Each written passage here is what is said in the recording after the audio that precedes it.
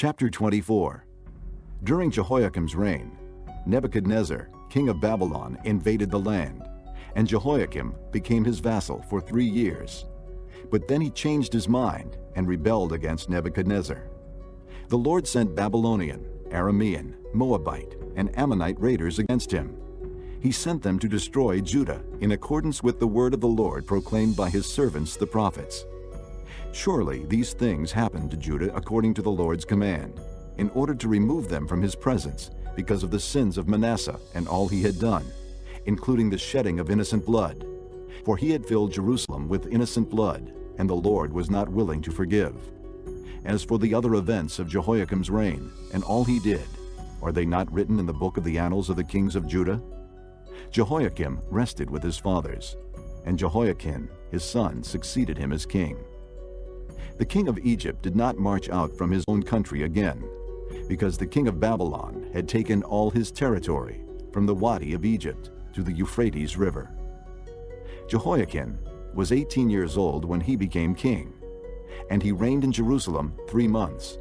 His mother's name was Nehushta, daughter of Elnathan. She was from Jerusalem. He did evil in the eyes of the Lord, just as his father had done. At that time the officers of Nebuchadnezzar, king of Babylon, advanced on Jerusalem and laid siege to it. And Nebuchadnezzar himself came up to the city while his officers were besieging it. Jehoiakim, king of Judah, his mother, his attendants, his nobles, and his officials all surrendered to him. In the 8th year of the reign of the king of Babylon, he took Jehoiakim prisoner. As the Lord had declared, Nebuchadnezzar removed all the treasures from the temple of the Lord and from the royal palace, and took away all the gold articles that Solomon, king of Israel, had made for the temple of the Lord. He carried into exile all Jerusalem, all the officers and fighting men, and all the craftsmen and artisans, a total of 10,000. Only the poorest people of the land were left. Nebuchadnezzar took Jehoiakim captive to Babylon. He also took from Jerusalem to Babylon the king's mother, his wives, his officials, and the leading men of the land.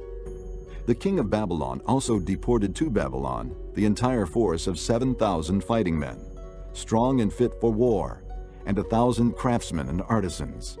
He made Mattaniah, Jehoiakim's uncle, king in his place, and changed his name to Zedekiah. Zedekiah was 21 years old when he became king, and he reigned in Jerusalem 11 years.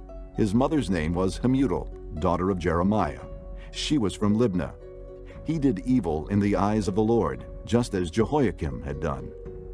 It was because of the Lord's anger that all this happened to Jerusalem and Judah, and in the end he thrust them from his presence.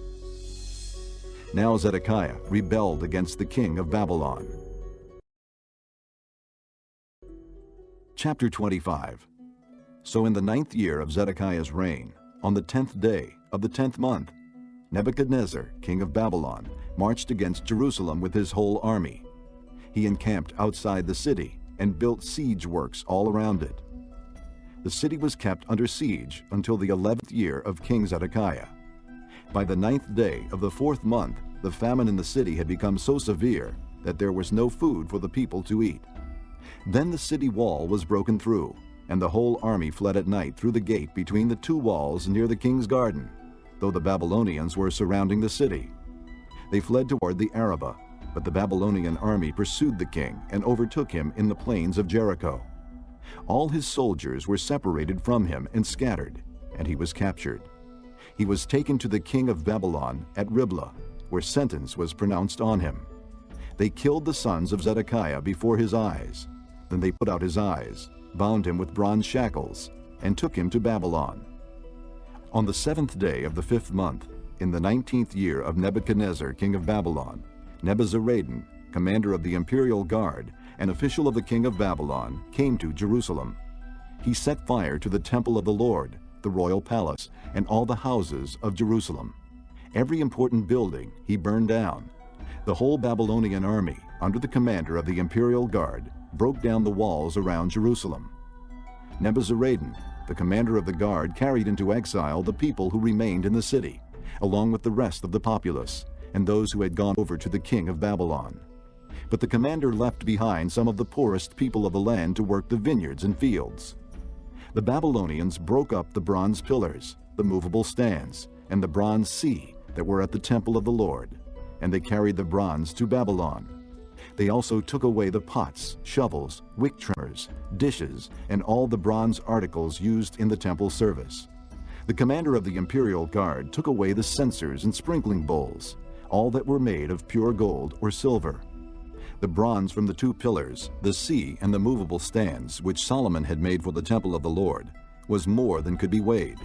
Each pillar was 27 feet high. The bronze capital on top of one pillar was 4.5 feet high, and was decorated with a network and pomegranates of bronze all around. The other pillar, with its network, was similar. The commander of the guard took as prisoners Seraiah, the chief priest, Zephaniah, the priest next in rank, and the 3 doorkeepers. Of those still in the city, he took the officer in charge of the fighting men and 5 royal advisers. He also took the secretary, who was chief officer in charge of conscripting the people of the land, and 60 of his men who were found in the city. Nebuzaradan the commander took them all and brought them to the king of Babylon at Riblah. There at Riblah, in the land of Hamath, the king had them executed. So Judah went into captivity, away from her land. Nebuchadnezzar, king of Babylon, appointed Gedaliah, son of Ahikam, the son of Shaphan, to be over the people he had left behind in Judah. When all the army officers and their men heard that the king of Babylon had appointed Gedaliah as governor, they came to Gedaliah at Mizpah. Ishmael, son of Nethaniah, Johanan, son of Kareah, Seraiah, son of Tanhumeth, the Netophathite, Jaazaniah, the son of the Maacathite, and their men. Gedaliah took an oath to reassure them and their men. "Do not be afraid of the Babylonian officials," he said. "Settle down in the land and serve the king of Babylon, and it will go well with you." In the 7th month, however, Ishmael, son of Nethaniah, the son of Elishama, who was of royal blood, came with 10 men and assassinated Gedaliah, and also the men of Judah and the Babylonians who were with him at Mizpah. At this, all the people from the least to the greatest, together with the army officers, fled to Egypt for fear of the Babylonians. In the 37th year of the exile of Jehoiakim, king of Judah, in the year Evil-Merodach became king of Babylon, he released Jehoiakim from prison on the 27th day of the 12th month. He spoke kindly to him and gave him a seat of honor higher than those of the other kings who were with him in Babylon. So Jehoiakim put aside his prison clothes, and for the rest of his life ate regularly at the king's table. Day by day the king gave Jehoiakim a regular allowance as long as he lived.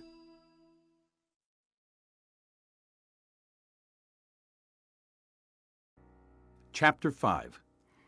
Sometime later, Jesus went up to Jerusalem for a feast of the Jews. Now, there is in Jerusalem near the sheep gate a pool, which in Aramaic is called Bethesda, and which is surrounded by 5 covered colonnades. Here a great number of disabled people used to lie, the blind, the lame, the paralyzed. One who was there had been an invalid for 38 years. When Jesus saw him lying there and learned that he had been in this condition for a long time, he asked him, "Do you want to get well?" "Sir," the invalid replied, "I have no one to help me into the pool when the water is stirred. While I am trying to get in, someone else goes down ahead of me." Then Jesus said to him, "Get up, pick up your mat, and walk." At once the man was cured. He picked up his mat and walked. The day on which this took place was a Sabbath, and so the Jews said to the man who had been healed, "It is the Sabbath. The law forbids you to carry your mat." But he replied, "The man who made me well said to me, 'Pick up your mat and walk.'" So they asked him, "Who is this fellow who told you to pick it up and walk?" The man who was healed had no idea who it was, for Jesus had slipped away into the crowd that was there. Later Jesus found him at the temple and said to him, "See, you are well again. Stop sinning, or something worse may happen to you." The man went away and told the Jews that it was Jesus who had made him well. So, because Jesus was doing these things on the Sabbath, the Jews persecuted him. Jesus said to them, My Father is always at his work to this very day, and I too am working. For this reason the Jews tried all the harder to kill him. Not only was he breaking the Sabbath, but he was even calling God his own Father, making himself equal with God. Jesus gave them this answer. I tell you the truth. The Son can do nothing by himself. He can do only what he sees his Father doing, because whatever the Father does, the Son also does. For the Father loves the Son, and shows him all he does. Yes, to your amazement, he will show him even greater things than these. For just as the Father raises the dead and gives them life, even so the Son gives life to whom he is pleased to give it. Moreover, the Father judges no one, but has entrusted all judgment to the Son, that all may honor the Son just as they honor the Father. He who does not honor the Son does not honor the Father who sent him. I tell you the truth. Whoever hears my word and believes him who sent me has eternal life and will not be condemned. He has crossed over from death to life.